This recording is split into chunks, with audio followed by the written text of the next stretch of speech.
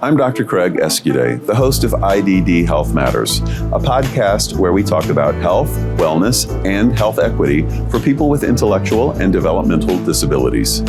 Hope you enjoy it. Welcome to this episode of IDD Health Matters. Our guest today is Cathy Ficker Terrill. Welcome, Cathy. Thank you. Glad to be here. So, Cathy, tell us what you do in the field of supports and services for people with intellectual and developmental disabilities. Well, I've worked in the field of developmental disabilities for 48 years. And so I have done a variety of things from running an international entity that accredits people with agencies that provide supports and services to people with disabilities, CQL, Council on Quality and Leadership. Very right? good. Yeah, there's so many acronyms. I have been the executive director of a large provider organization that provided every kind of support from residential to employment services to therapeutic horseback riding to service dogs. I have been a DD council director, giving out millions of dollars to promote advocacy and innovative services and supports.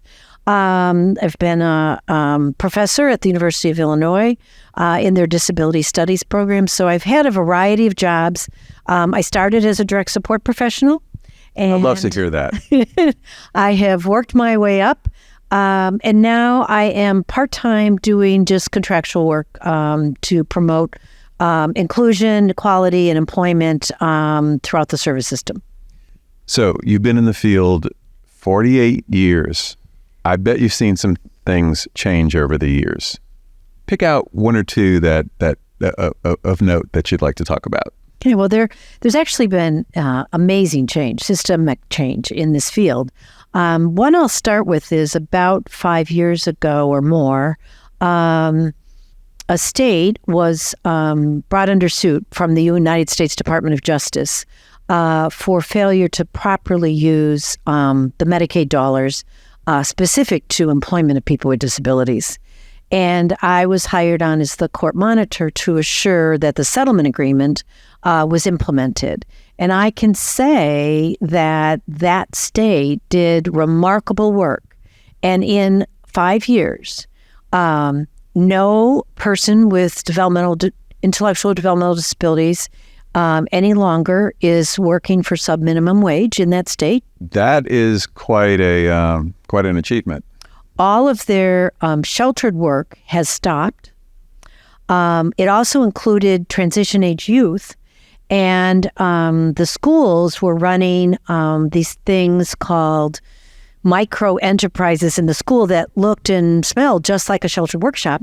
And those have all been closed down. And now the transition age youth in that state, in the most part, are getting external paid employment prior to graduation. And the research is showing us that a student who has paid employment prior to graduation from special education is more likely to continue to be employed through the rest of their lives. So I want to elaborate on that just a little bit more, just to make sure everyone understands what we're talking about. A sheltered workshop. One day there's not going to be any more of those. So for posterity's sake, let's talk about what that is. What is a sheltered workshop? So a sheltered workshop is a building that is funded generally with government funds to teach people with disabilities employment skills. That was the original intent.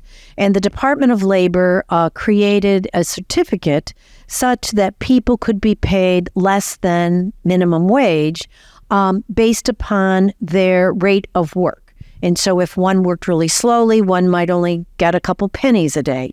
And if one worked faster, they still might only get a couple dollars a day. Yeah, not very much overall. And the research shows us that it wasn't a model that worked, and that most people in the sheltered employment didn't end up going to full-time competitive employment. And so the new methodology is to just support people with job coaches to get jobs in the community and to get paid minimum wage or better. And you probably can elaborate on this more, but there are a lot of statistics that show that people don't necessarily need as much support as we might think they might need to be able to work in a regular community job, right? That's correct. And that employers on whole are actually happier than they thought they would be hiring someone with a disability for the big part. And the numbers are way up there. They're like in the 90% range. That's pretty positive. Yeah. People with disabilities are excellent workers like people are. And they just need some level of support based on their individual needs. But then that support can be phased out and natural support's worked in. And what we're finding is the longevity of them keeping their jobs. Actually, employers are now asking to recruit people with disabilities as employees. Yeah. And that's a success story in and of itself right there. Yeah. Yeah. And that's what the theme of this conference is, if I'm not mistaken. Yes, it is. We're coming to you from the AAIDD, American Association for Intellectual and Developmental Disabilities Conference in Pittsburgh. And that is, again, the focus of the conference is about employment for people with intellectual and developmental disabilities. So very positive news there. So what other exciting things have you been involved with in your career, especially of late? Anything of interest that you see happening that's moving forward that you're working on or working with? I think that as a field, we're doing an excellent job helping individuals write person-centered plans that are self-directed, that they and their circle of support, whether it's their family or friends, help them write. We're listening to what people with disabilities want and need. Historically, back when I started in the field in the 70s, we did things to people with disabilities. Yeah, we told them what we thought was best for them. Mm-hmm. And then that was their only option. And then in the 80s, we had the people first language, and we recognized that they were people and that we should include them in some decisions. But now, in the current day, I am pleased to say that most organizations are listening to what people with disabilities want. They're asking them what outcomes are important in their lives, and then they are designing supports around those desired goals so that we're actually working with people to achieve the goals that they think are important. So if a person's goal is that they want to eat chocolate cake for breakfast, lunch, and dinner every single day, do you provide support for that to happen? Great question. Absolutely not. So what we do, though, is we listen. And if that's part of their goal, we might ask them, what is it about chocolate cake that they like? What is it about their medical condition that might preclude the eating of chocolate cake? What might they be able to do, like exercise, to perhaps have chocolate cake a bit more often in their life, but certainly not every day? I'll tell you a funny story. I was working with a gentleman with cerebral palsy, and he had some swallowing issues, and they were new from aging. And he said that he was not happy because he was put on a mechanical soft diet, which basically means pureed food, which isn't very attractive and doesn't always taste very good. And he said, no way. And so instead of fighting, we said, well, what is it about it that really is causing you grief? And he said, I want to still be able to go to McDonald's and eat breakfast. I said, okay. And I want to be able to eat Doritos. I said, okay. And he said, and I would like to have a hamburger once in a while. And so we worked with him, and we recruited a dietitian who worked with us as a volunteer. And she's like, no problem. So we went to McDonald's, and we let him know what foods on the McDonald's menu were okay. You can turn pancakes into mechanical soft. You can, scrambled eggs are certainly not a problem. And even those little potato things, if you cut them up good enough, we're good with close to mechanical soft. Friends for Life Residential Care, specializing in support for individuals with developmental disabilities, offers services like adult day support and home health care. Emphasizing empowerment and quality of life, we live by the motto, my ability is stronger than my disability. We are currently hiring, welcoming those passionate about making a difference. Learn more and explore career opportunities at friendsforliferc.com.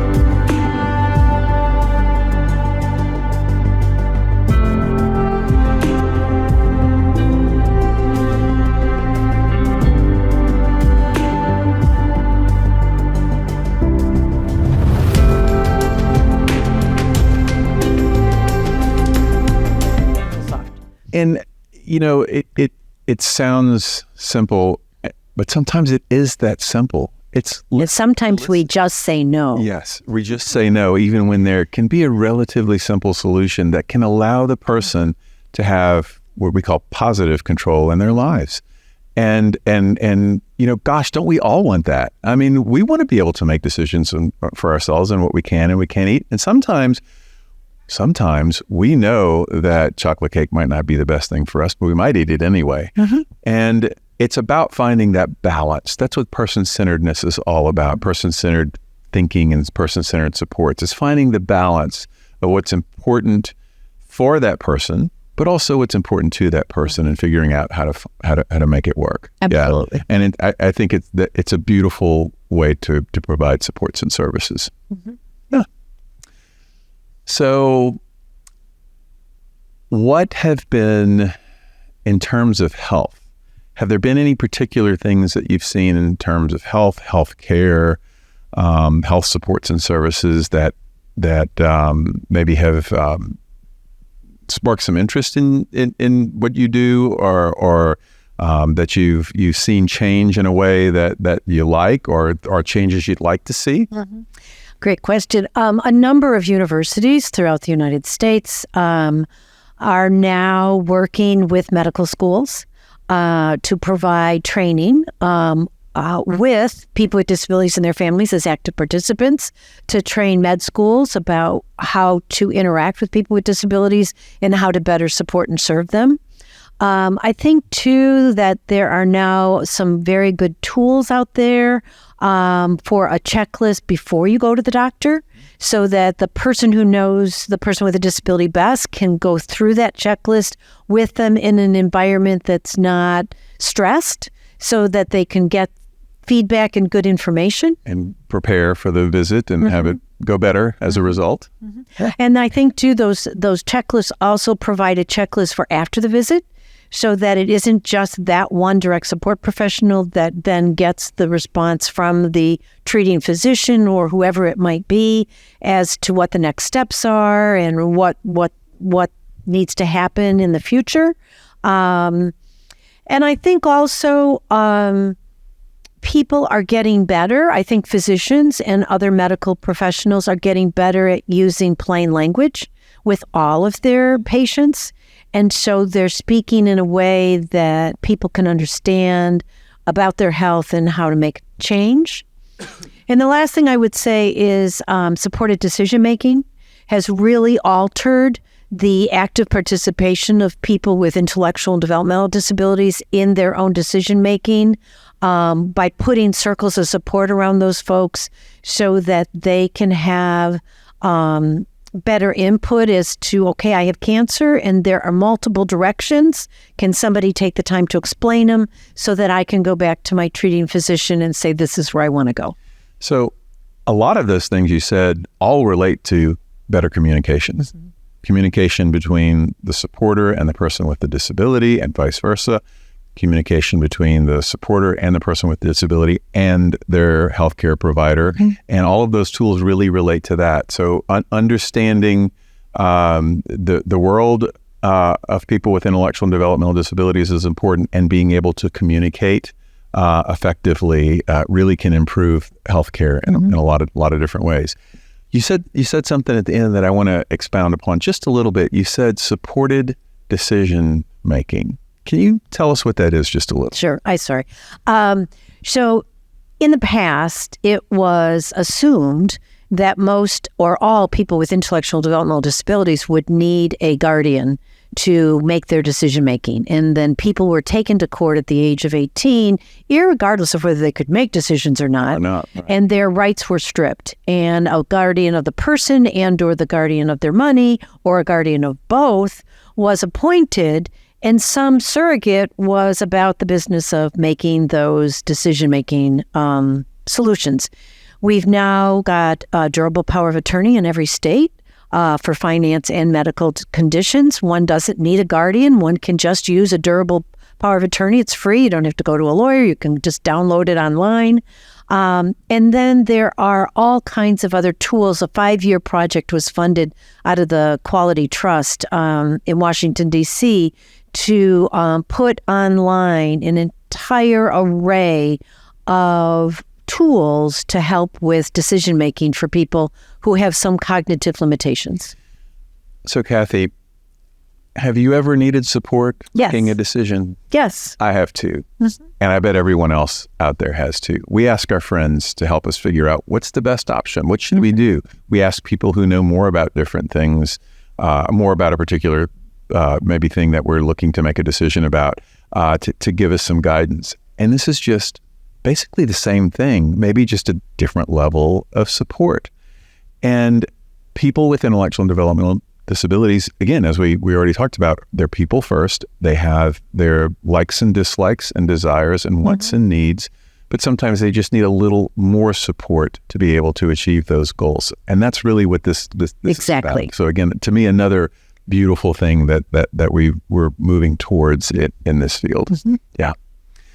So Cathy, one of the things I like to do is ask guests to tell us 3 things in 3 minutes that they'd like the audience to know that relate to improving the world related to intellectual and developmental disabilities. So however you want to take that, 3 tips, 3 pieces of advice, whatever you'd like to chat about. Wow. Well, of course, first I would start with people with disabilities, and that we need to do a better job, all of us, whether we're family, friends, or professionals, of listening to people with disabilities, whether they use their voice to speak, whether they use their behaviors, however they are able to show or tell us. We need to listen to what is important to them and then provide supports based upon that input of what they want and what they need. And we talked about, some of us have unrealistic wants, but doesn't mean that we have to always say no. Okay. That's right. So that would be one. 2 is to, I guess, a big shout out and a thank you to direct support professionals. You are the lifeline in this field. We can't do it without you. You provide the supports every day, and we thank you for what we do, and we just ask that you do it with dignity and respect. But thank you. Yes.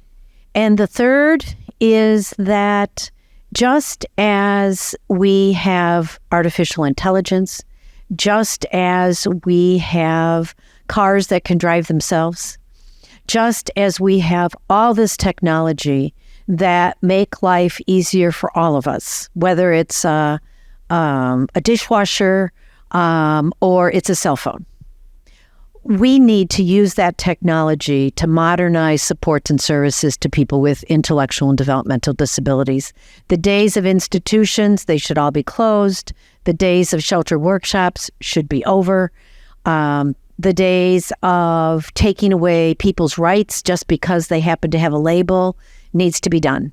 And so I just urge us all to look at how technology can change the world for people with intellectual and developmental disabilities. Those are 3 great things for you to leave us with.